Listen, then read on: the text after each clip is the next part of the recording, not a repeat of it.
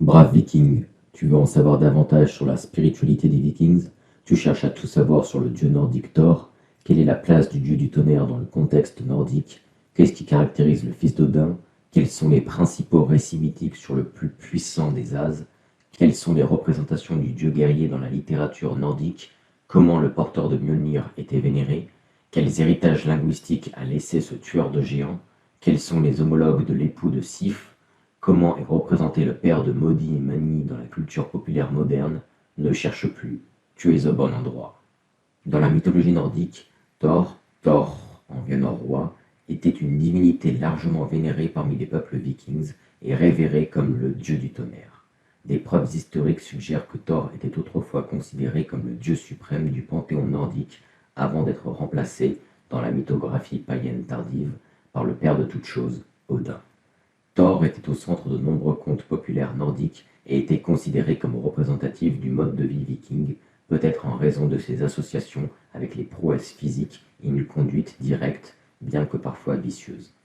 Dans la grande majorité des sources mythologiques existantes, Thor est décrit comme le fils d'Odin et de Jord, une géante. Sa popularité est attestée par la fréquence des récits centrés sur ses exploits héroïques, où il se livre à des raids et des compétitions de volonté avec les géants Jotun, et où il est également vu d'un bon œil dans les récits du Ragnarok, la grande bataille de la fin des temps, où Thor et Jormungandr, le serpent de Midgard, s'entretueront. En tant que divinité nordique, Thor appartient à un système complexe de croyances religieuses, mythologiques et cosmologiques partagées par les peuples scandinaves et germaniques. Cette tradition mythologique, dont les sous-groupes scandinaves et particulièrement islandais sont les mieux préservés, s'est développée durant l'époque allant des premières manifestations de la culture religieuse et matérielle vers l'an 1000 avant Jésus-Christ jusqu'à la christianisation de la région, un processus qui s'est principalement déroulé de 900 à 1200 après Jésus-Christ. Les récits enregistrés dans ce corpus mythologique tendent à illustrer une focalisation culturelle unifiée sur les prouesses physiques et la puissance militaire. Georges Dumézil soutient que la distinction entre les As et les Vannes est une composante d'une division triadique plus large entre les dieux souverains, les dieux guerriers et les dieux de l'agriculture et du commerce, qui trouve un écho dans les cosmologies indo-européennes. De plus, il note que cette distinction est conforme au modèle d'organisation sociale que l'on trouve dans toutes ces sociétés. Les Jotun, d'autre part, sont considérés comme une race de géants généralement maléfiques, bien que sages, qui représentaient les principaux adversaires des As ainsi que des Vannes. Au-delà de ces trois races, il existait également des races d'esprits surnaturels secondaires, dont les Alfar, les Elfes, et les Dwergr, les nains, les artisans pour les As. Thor est l'un des plus éminents des As, fonctionnant comme le dieu principal des guerriers et de la bataille. Étant donné l'importance d'un tel militantisme dans la société nordique, la proéminence de Thor dans le corpus mythique survivant n'est guère surprenante. Thor figure en bonne place dans l'Edda en prose de Snorri Sturluson, un historien islandais du XIIe siècle, dans laquelle ses nombreux conflits avec la race des géants, les Jotun, sont une source principale d'intrigue. Dans ses récits, Thor, malgré ses peccadilles romantiques occasionnels et ses accès de colère, est généralement considéré comme utilisant son pouvoir supérieur pour protéger Asgard et Midgard des forces du chaos et du désastre. En raison de cela, il est fréquemment regardé comme un personnage moralement exemplaire possédant des qualités admirables sans ambiguïté, un fort contraste avec Odin, plus ambigu moralement. Thor est associé au ciel et est parfois décrit comme un dieu du tonnerre. Thor est le fils d'Odin et de la géante Jord, Jord qui signifie la terre. Le skald Skaparmal mentionne une figure nommée Hlora, qui était la mère adoptive de Thor, correspondant à Laura ou Glora du prologue de Snorri, bien qu'aucune information supplémentaire la concernant ne soit fournie dans le poème. Sa femme s'appelle Sif, dont on sait peu de choses, à part ses cheveux d'or, qui auraient été fabriqués pour elle par des nains, après que Loki ait rasé ses mèches d'origine. Grâce à Sif, Thor a donné naissance à sa fille Thrud, souvent francisée sous le nom de Thrud. Grâce à son amante, la géante Jarnsaxa, Thor a eu ses fils Maudit et Mani. Thor a également un beau-fils appelé Ul, qui était un fils de Sif. Dans la mythologie scandinave, Thor possédait un marteau de guerre à manche court, dénommé le Mjolnir, qui, lorsqu'il était lancé sur une cible, revenait à son propriétaire par magie. Son Mjolnir avait également le pouvoir de lancer des éclairs de foudre. Tu veux montrer que tu as en toi la force du dieu du tonnerre?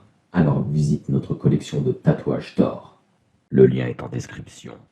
Pour manier le Mjolnir, Thor porte la ceinture Mejingjord, qui augmente la force du porteur, et une paire de gants de fer spéciaux, Jerngrip, pour soulever le marteau. Ces trois objets magiques étaient considérés comme des éléments essentiels à la bonne exécution de ses tâches de tueur de géants. Thor se déplace à l'aide d'un char tracté par les boucs Tangrisnir et Tanmiostre, signifiant montreur de dents et grinceur de dents, avec son serviteur et messager Thjalfi et sa sœur Röskva. Selon l'Edda en prose, lorsque Thor a faim, il peut faire rôtir les chèvres pour un repas, et lorsqu'il veut continuer ses voyages, il n'a qu'à toucher les restes des chèvres, les sanctifier entre guillemets, avec son divin marteau, et elles seront instantanément remises en pleine santé pour reprendre leurs fonctions. Thor vit dans le palais Bilskirnir, dont on dit qu'il est la plus grande maison jamais connue dans le royaume de Thludvang, Thludvangr en vieux norrois. Un grand nombre de mythes nordiques portent sur les exploits du dieu du tonnerre. Parmi les plus célèbres de ces contes, on peut citer les histoires suivantes. Première histoire, Thor part pêcher avec le géant Hymir. Une légende décrit Thor, déguisé en jeune garçon, visitant le géant Hymir et lui proposant de l'aider dans ses tâches de pêche pour la journée. Le géant, convaincu que le jeune garçon ne serait qu'une nuisance, accepte néanmoins sa compagnie. Lorsqu'ils sont partis à la rame vers l'océan, le géant s'est contenté de visiter son lieu de pêche typique. Mais le dieu déguisé choisit de continuer à ramer, malgré les avertissements du géant qu'il allait bientôt entrer dans les eaux du redoutable serpent de Midgard, Jormungandr. Thor a alors appâté son hameçon avec une tête de bœuf et l'a descendu dans les eaux d'une profondeur incommensurable. Soudain, la ligne s'est animée par à coup. Utilisant toute sa force, le dieu fit remonter le serpent jusqu'à ce que sa tête vienne briser la surface de l'eau. Lorsque Thor allait abattre cette monstruosité, Hymir, rempli de terreur, coupa la ligne de pêche du dieu, permettant au serpent de s'enfoncer à nouveau dans les profondeurs. Cet épisode était extrêmement populaire, à la fois comme sujet de poésie skaldique et comme sujet d'art visuel. Deuxième histoire, Thor défie le géant Utgarda-Loki. Malgré son rôle général de tueur de géants, Thor n'est pas resté invaincu. Dans un cas, Thor a été déjoué par un roi géant, Utgarda-Loki, qui s'est servi de ses capacités magiques afin de surpasser le dieu dans diverses compétitions. Dans l'une d'elles, Thor s'est mesuré au serviteur du roi, Thjalfi, dans une course à pied. Bien que Thor ait perdu, il a été avisé ensuite que son adversaire avait en fait été pensé, ce qui demeure plus rapide que toute chose matérielle. Plus tard, Thor a été mis au défi d'une compétition de force et on lui a demandé de soulever le chat du roi.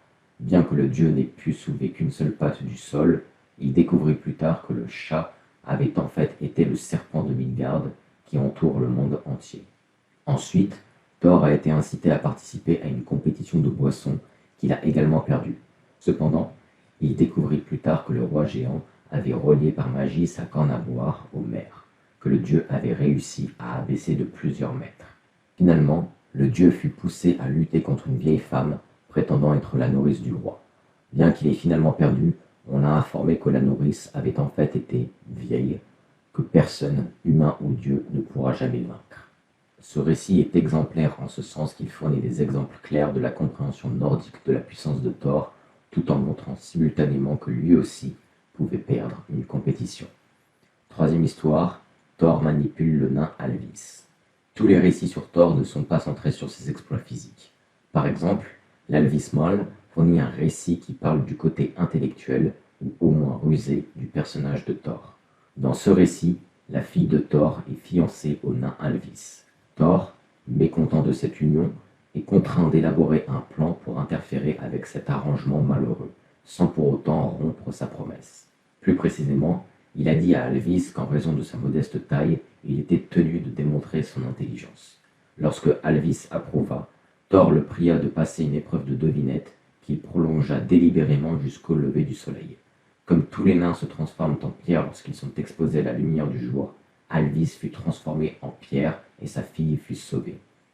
Quatrième histoire, Thor se bat et meurt lors du Ragnarok. On dit que Thor se battra contre le serpent de Midgard, un enfant monstrueux de Loki, pendant la dernière période eschatologique, le Ragnarok. Thor mettra à mort le serpent de Midgard, puis il tombera mort sur la terre à cause du venin que le serpent lui a injecté.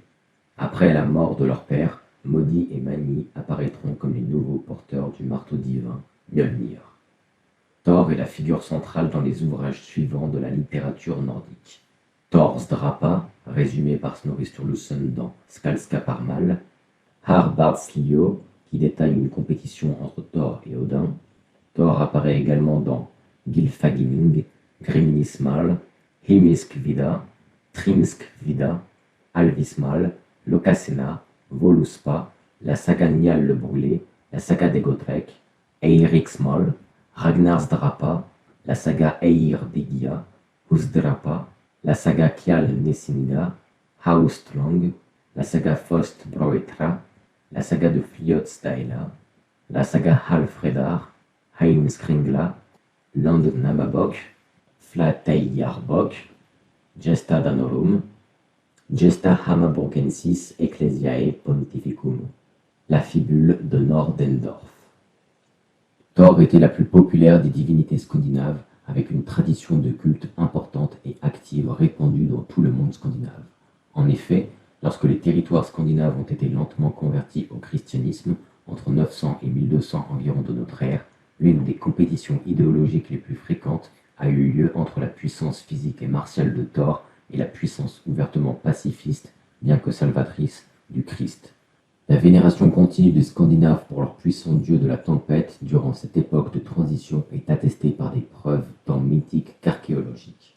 Tu veux rendre hommage aux tueurs de géants? Alors visite notre collection de bagues Thor. Le lien est en description.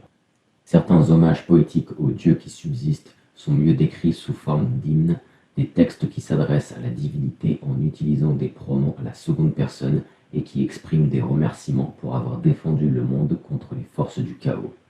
Le culte lui-même, dans sa version suédoise, est décrit dans les écrits d'Adam de Brême, un historien chrétien du XIe siècle. Début de ses écrits. Je vais maintenant dire certaines paroles à propos des convictions spirituelles des Suédois. Ce peuple a un sublime temple dénommé Uppsala, localisé à proximité de la municipalité de Sigtuna. À l'intérieur de ce lieu saint, intégralement décoré d'or, les habitants idolâtrent les monuments de trois dieux avec une telle sagesse que le plus puissant d'entre eux, Thor, est son trône au milieu du groupe des trois. À côté de lui s'assoient Odin et Freyr. Leurs provinces sont les suivantes. Thor, disent-ils, règne sur les cieux. Il est le dieu du tonnerre, ainsi que des éclairs, du vent et de la pluie, du temps favorable et des moissons. Thor, avec son sceptre, semble être l'homologue de Jupiter. À tous les dieux, ils ont assigné des prêtres pour offrir les sacrifices du peuple. Si la peste et la famine menacent, on fait une libation à l'image de Thor. Si la guerre est imminente, on en fait une à Odin. Si un mariage est célébré, à Freyr. Une célébration publique pour chaque région de Suède a lieu traditionnellement à Uppsala chaque cycle de 9 ans. La contribution à cette célébration demeure de rigueur pour chacun. Les souverains ainsi que leurs sujets, ensemble et séparément, transmettent leurs donations à Uppsala. Chose plus atroce que n'importe quel châtiment, les personnes ayant préféré le christianisme ne peuvent pas accéder à ces festivals. Le sacrifice procède ainsi. De chacune des sortes d'êtres vivants masculins, 9 victimes sont sacrifiées. Grâce au sang de ces êtres, la coutume veut que l'on rassasie les divinités. Également, leurs dépouilles sont accrochées au cœur d'un bois qui est adjacent au temple. Ce bosquet est tellement sacré pour le peuple que les arbres séparés qui s'y trouvent sont regardés comme saints, étant donné la mort et la décomposition des êtres sacrifiés. Dans ce bois, même les chiens ainsi que les chevaux sont pendus à côté des hommes.